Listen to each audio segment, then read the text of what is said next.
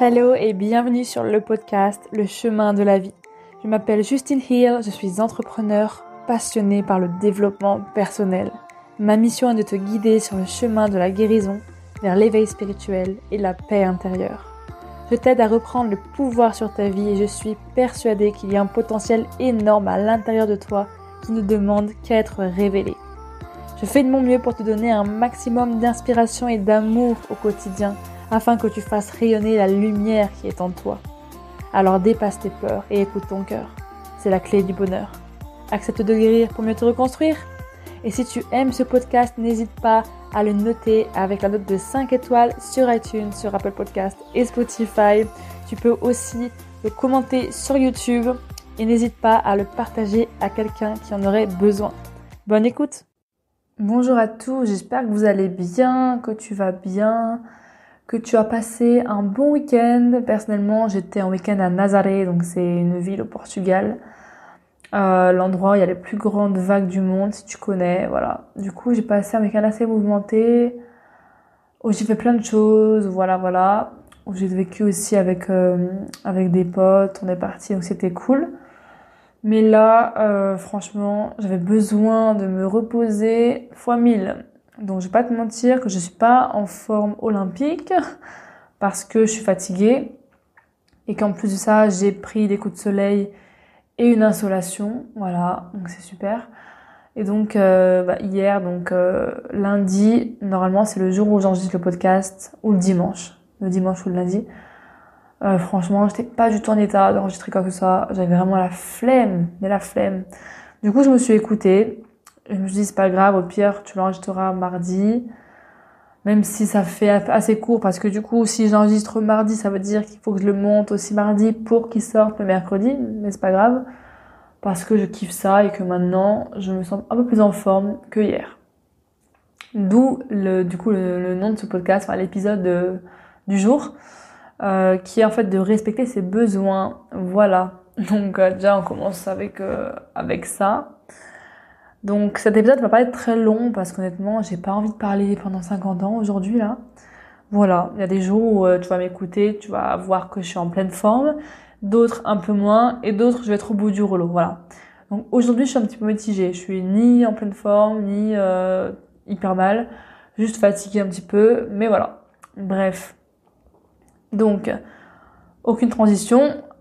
Pourquoi en fait du coup j'ai fait ce podcast parce que je trouve que en vrai, il y a beaucoup de personnes qui respectent pas leurs besoins, même moi y compris, parce que des fois c'est tellement inconscient et c'est pas visible et ça peut être hyper abstrait, hyper enfoui en nous en fait, qu'on se rend pas forcément compte qu'on respecte pas nos besoins. Après, oui, je pense que quand même, il y a pas mal de gens qui connaissent leurs besoins vraiment primaires qui sont flagrants. Mais il y a beaucoup de gens qui les respectent pas. Par exemple, je sais pas, c'était une personne qui donne toujours trop aux autres, qui fait de son mieux, qui est toujours dans le fait de donner, etc., d'être toujours présent, de s'occuper des enfants, de s'occuper de son mari, de s'occuper de la voisine, de s'occuper de sa mère. Enfin, bref, en fait, c'est par exemple plusieurs personnes qui s'occupent de tout le monde, sauf d'elle, en fait, d'elle-même. Je sais pas si tu connais ce type de personnes ou si toi-même tu te reconnais là-dedans, mais c'est vrai qu'il y en a quand même pas mal qui sont toujours entre, on va dire, se focus sur les autres, donc se concentrer sur les autres plutôt que sur soi-même en fait.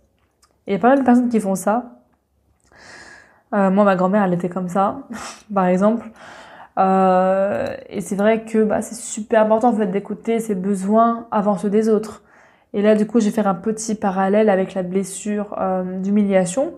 Parce qu'en général, quand on a cette blessure d'humiliation, je te renvoie encore à l'épisode que j'ai fait, d'ailleurs le tout premier que j'ai sorti, c'est qu'en fait, on veut toujours passer les autres avant soi. On veut toujours passer le besoin des autres avant soi.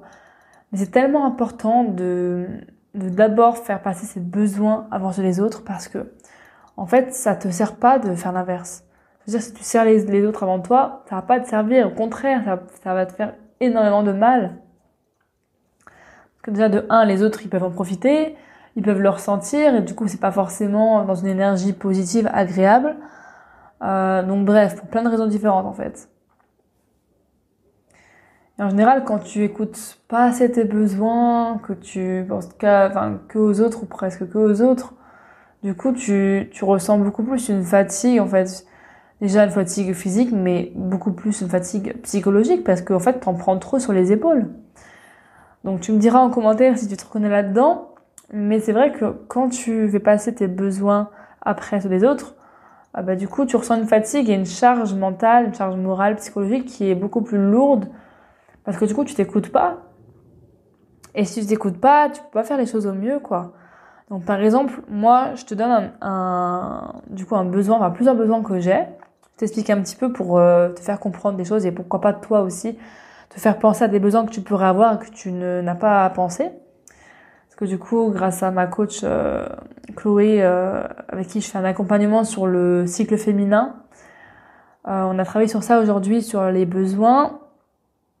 Et donc, moi par exemple, un besoin que j'ai, typiquement pour être vraiment dans le concret, dans le faire, c'est vraiment de dormir suffisamment. C'est-à-dire dormir minimum 8 heures, 9 heures. 9 heures, c'est idéal.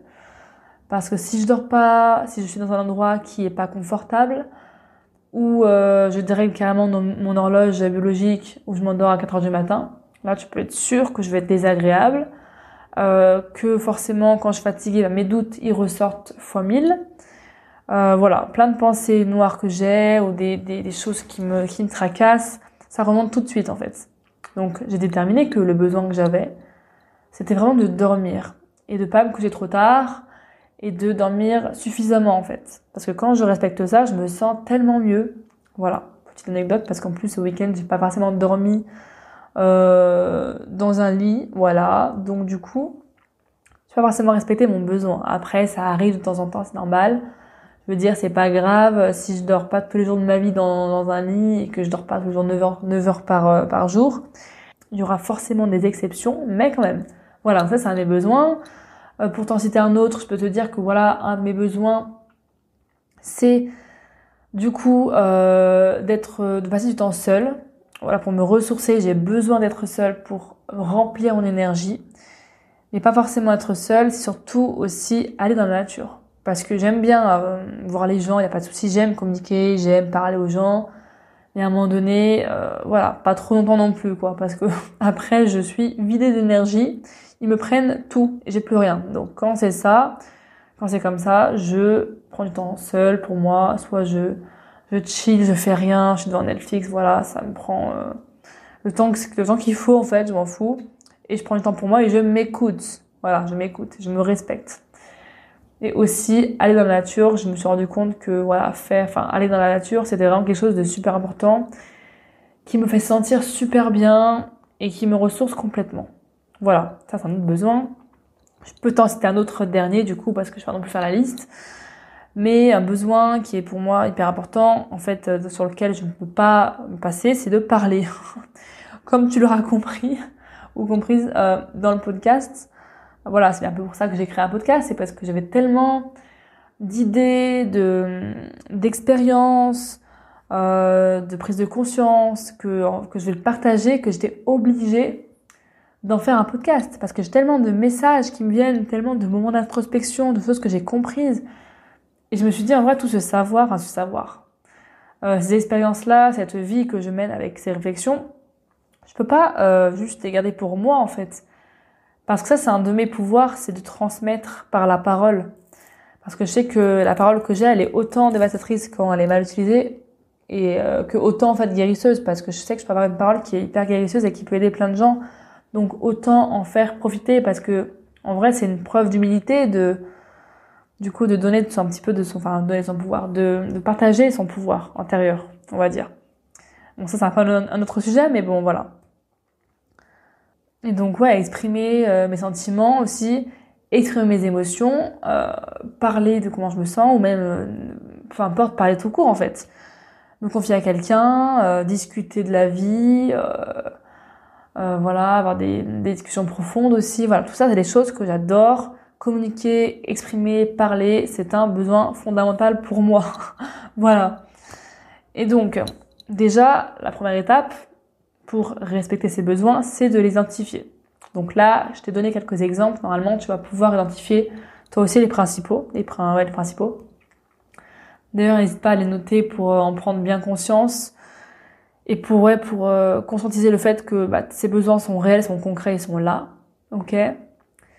Et après, c'est à chaque fois que tu es face à quelque chose, que tu sens que si tu dis oui, tu respecteras pas tes besoins, maintenant que tu en as conscience, tu peux prendre la décision de dire non, ok? Et de dire, par exemple, moi, si on me demande de sortir, je sais pas, imaginons, j'ai les règles, je suis crevée, j'ai pas envie, je suis sortie la veille, et en fait, je vais dire non, en fait, j'ai pas envie de sortir. Ça peut être autre chose aussi, mais bref, t'as compris le principe. Donc voilà, c'est déjà connaître ses besoins, parce que pour respecter ses besoins, il faut déjà les connaître. C'est déjà la base, pour moi. Et après, en fait, j'ai voulu nommer aussi le podcast respecter ses besoins et non pas écouter, parce que je trouve que le mot respect est encore plus fort, en fait. Parce que quand tu respectes tes besoins, tu te respectes toi. Et quand tu le respectes pas, pour moi, en fait, tu te respectes pas toi-même. C'est-à-dire que tu respectes pas ton corps, tu respectes pas ton âme, ton intérieur. C'est-à-dire que tu respectes pas ton corps, tu ne respectes pas ton âme, ton intériorité, qui tu es, ta personne, etc. Et voilà, t'as le pouvoir de le respecter, de faire mieux. Et après, n'oublie pas non plus que tu fais de ton mieux et que c'est ok si, là, je sais pas, t'écoutes ce podcast et tu te dis, oh my god, j'écoute pas mes besoins, je suis une mauvaise personne. Non. Genre, c'est ok. On va dire le principal, c'est de s'en rendre compte, déjà. C'est la première étape. Et de faire de son mieux chaque jour. Voilà. Faire de son mieux, je pense que c'est la base, en fait.